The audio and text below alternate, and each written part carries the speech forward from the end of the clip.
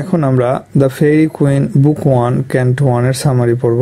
The Red Cross Knight representative of holiness has been commissioned by Gloriana the Queen of Fairyland. Red Cross Knight যিনি ছিলেন এই the Faerie কুইনের hero, যিনি holiness represent করেন। Queen Gloriana Red Cross নাইটকে একটা মিশনের জন্য কমিশন করেছিলেন বা নিয়োজিত করেছিলেন, আর এই কুইন গ্লোরিয়ানা ছিলেন ফেইরিল্যান্ডের Queen. To rescue the parents of a maiden ইউনা।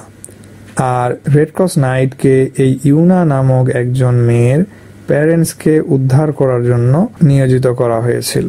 The maiden who represents truthfulness was accompanied by Red Cross Knight to rescue her parents from a dragon.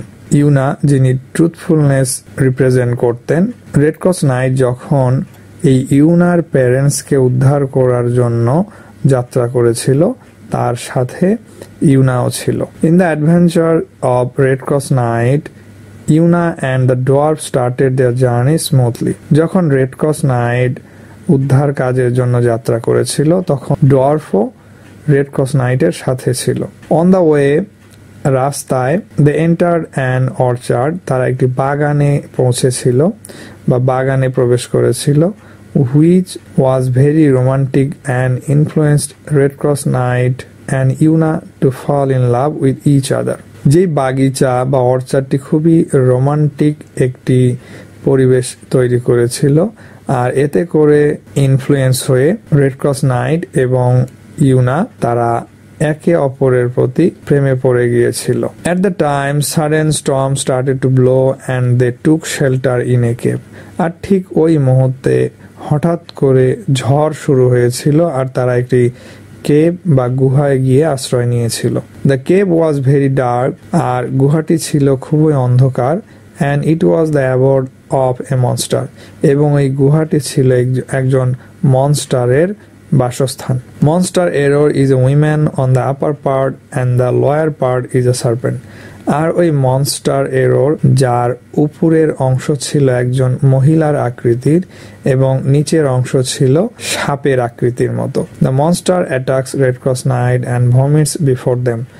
Monster এই রেড ক্রস নাইটকে আক্রমণ করেছিল এবং তার সামনে বমি করে দিয়েছিল। Lady Una supported him. আর রেড ক্রস নাইট যখন মনস্টারের সাথে লড়াই করতেছিল, তখন লেডি ইউনাও রেড ক্রস নাইটকে সাহায্য করেছিল, সাপোর্ট দিয়েছিল। অ্যান্ড হি ফট ব্রেভলি।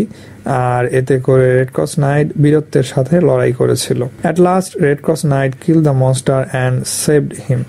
এবং পরিশেষে গিয়ে রেড ক্রস নাইট এই মনস্টারকে হত্যা করতে পেরেছিল এবং তাদেরকে সেভ করতে পেরেছিল। They started their journey again. এরপরে তারা তাদের জার্নি শুরু করেছিল। On the way they met a hermit who look like a pious person. রাস্তার মধ্যে তাদের একজন ধার্মিক লোকের সাথে সাক্ষাৎ হয়েছিল। হি ওয়াজ এ ম্যাজিশিয়ান নেমড আর্কিমেগো। আর যে ব্যক্তি ছিল একজন ম্যাজিশিয়ান, তার নাম ছিল আর্কিমেগো। He wanted to separate Red Cross Knight and Yuna. আর এই হারমিট পায়াস পারসন, সে রেড ক্রস নাইটের থেকে ইউনাকে আলাদা করতে চাইতো। হলিনেস অ্যান্ড ট্রুথফুলনেস, যার উদ্দেশ্য ছিল হলিনেসকে ট্রুথফুলনেস থেকে আলাদা করা। At night, while they were sleeping, a false dream entered the mind of Red Cross Knight. রাত্রে বেলায় যখন তারা ঘুমাচ্ছিল, তখন ওই ম্যাজিশিয়ান আর্কিমেগো সে একটি ফলস ড্রিম হয়ে রেড ক্রস নাইটের মনে বা স্বপ্নে এসেছিল। Archimago created a false with Una who wanted to seduce or mislead Red Cross Knight. আর আর্কিমেগো এই ইউনার রূপ ধরে রেড ক্রস নাইটের সাথে মিসডিড করার চেষ্টা করেছিল, অথবা কিছু রোমান্টিক কিছু করার চেষ্টা করেছিল। By this dream Red Cross Knight misunderstands Una and leaves her forever. আর এই স্বপ্ন দেখে রেড ক্রস নাইট ইউনাকে ভুল বুঝেছিল এবং তাকে ফেলে করে চলে গিয়েছিল। Waking up Lady Una who finds that Red Cross Knight is nowhere in the forest. Lady Una ঘুম থেকে উঠে দেখলো যে রেড ক্রস নাইট কোথাও নেই। তাকে বাগানের বা ওই বনের সব জায়গায় খুঁজলো, কিন্তু কোথাও পেল না। She started to cry over her misfortune. এবং ইউনা বুঝতে পারলো যে সে হয়তো ঘুমের মধ্যে রেড ক্রস নাইটের সাথে কিছু একটা করেছে। এটা সে যখন বুঝতে পারলো এবং তখন তার এই মিসফরচুনের জন্য সে কান্নাকাটি করলো। আমাদের এপিকটিতে অনেকগুলো ক্যারেক্টার আছে, এগুলোর আবার সিম্বলিক মিনিংও জেনে নিতে হয়, নয়তো পরীক্ষায় আসলে আমরা পারবো না। তো রেড ক্রস নাইট যেটা সিম্বলিক মিনিং হচ্ছে holiness, Una truth, Archimago hypocrisy, dwarf human reason, monster Error evil. Why does the monster vomit or fight? Monster Error কেন রেড ক্রস নাইটের সামনে বমি করেছিল? The monster vomits in front of Red Cross Knight to frighten him. Monster Red Cross নাইটের সামনে বমি করেছিল Red Cross নাইটকে ভয় পাওয়ানোর জন্য। What was in the vomit? আর এই যে মনস্টার বমি করেছিল সেই বমির মধ্যে কি কি ছিল? In the vomit there were lots of books and papers and the vomit had a stinky smell.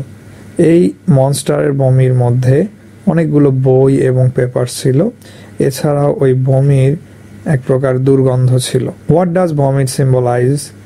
এই বমি কি সিম্বলাইজ করে?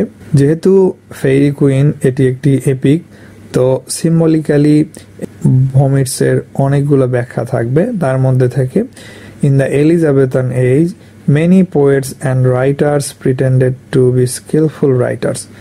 এলিজাবেথান এইজে অনেক লেখক নিজেদেরকে স্কিলফুল রাইটার হিসেবে দেখানোর চেষ্টা করত বা স্কিলফুল রাইটারের রূপ ধারণ করত। But their writing was worthless. কিন্তু প্রকৃতপক্ষে তাদের যে লেখাগুলো ছিল সেগুলো খুবই নিম্ন পর্যায়ের ছিল বা নিম্নমানের ছিল। To criticise the writing of the Elizabethan age vomiting was used. আর এলিজাবেথান এজের লেখকদের লেখাগুলোকে ক্রিটিসাইজ করার জন্য এই এডমন্ড স্পেন্সার ভমিটিং বা এই শব্দটির ইউজ করেছেন।